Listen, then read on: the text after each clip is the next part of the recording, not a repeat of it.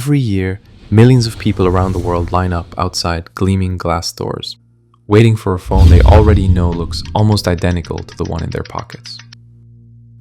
Why? How did one company convince the world that upgrading every 12 months is not just normal, but necessary?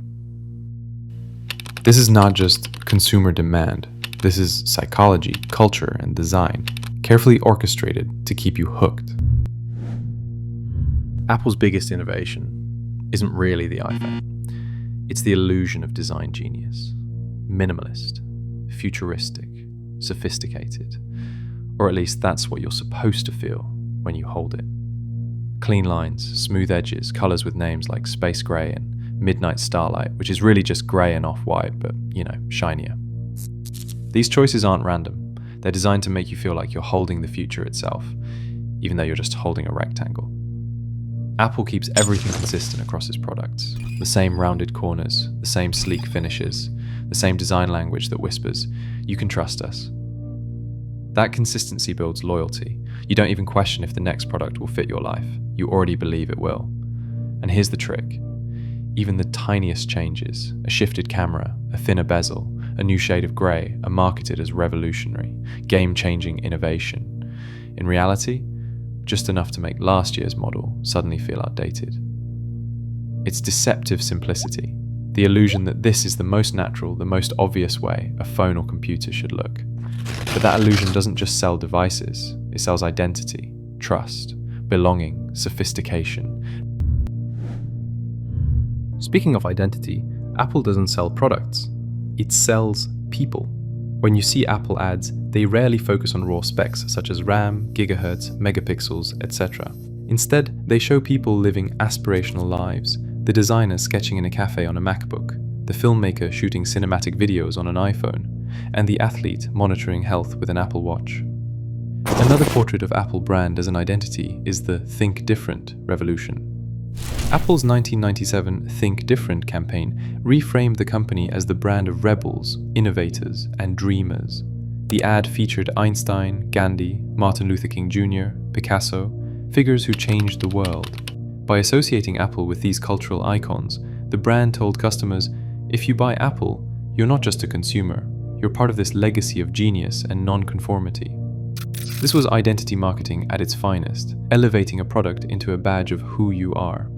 If you take a critical look at Apple devices, they look as much like accessories as tools. Walking into a meeting with a MacBook or pulling out AirPods isn't just functional, it sends social signals about taste, wealth, and modernity. White earbuds, for example, became status markers in the early 2000s. Spotting them in public was a bold statement. I'm part of the Apple tribe. Apple's mastery of scarcity and exclusivity is less about actual shortage and more about carefully choreographed desire.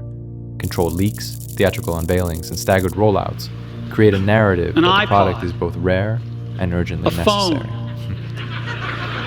And an internet communicator. An iPod. A phone. Are you getting it? They've perfected scarcity so elegantly it could win a design award. It's like retail's version of whispering, limited edition, to a crowd. Instantly, your phone stops being just a phone and becomes a status symbol you can flaunt. Apple's launches are staged like high-fashion drops, only with sleeker lighting. Demand is engineered, scarcity is deliberate, and the media covers pre-orders as if they were global headlines. The psychology is deliciously simple.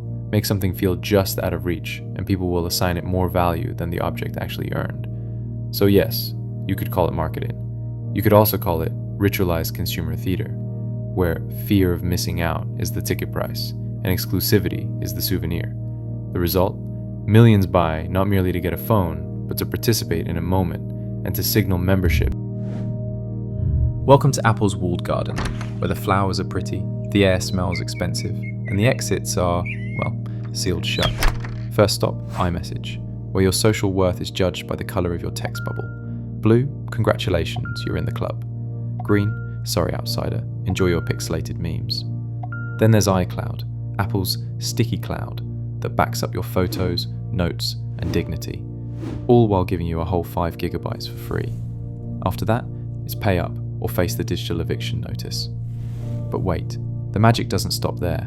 With continuity, you can copy on your iPhone, paste on your Mac, and feel like a wizard, as long as you never touch an Android.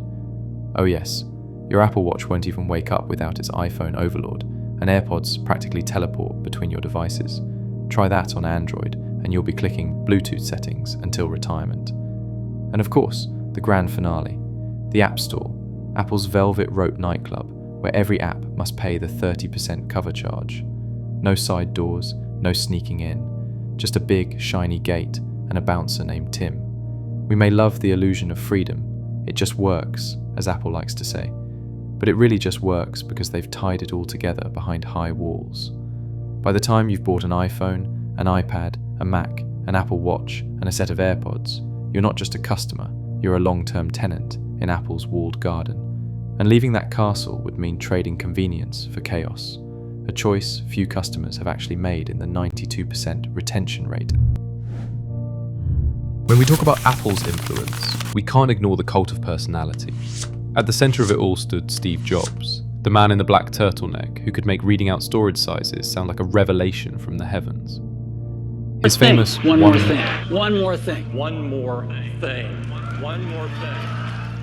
thing. wasn't just a phrase, it was a sacred ritual.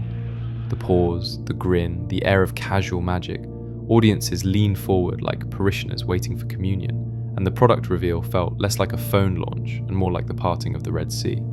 Today, Tim Cook carries the torch, less messiah, more CEO dad energy. He might not have Jobs' reality distortion field, but the playbook remains the same. Dramatic lighting, swelling music, and the slow, deliberate unveiling of a device you already saw leaked on Twitter 2 weeks ago. These weren't just executives, they were larger-than-life roles in Apple's grand narrative. Jobs played the visionary, Ive the artisan, and Cook the careful steward. What they created went beyond gadgets. It was a mythology. So when you purchase an iPhone, you're not simply getting a device, you're buying into the legend itself. Apple doesn't just make products. They shape identity, control desire, and lock us into a cycle of consumption. Is it genius marketing or subtle brainwashing? Next time you feel the urge to upgrade, ask yourself, is it really innovation or just brilliant manipulation?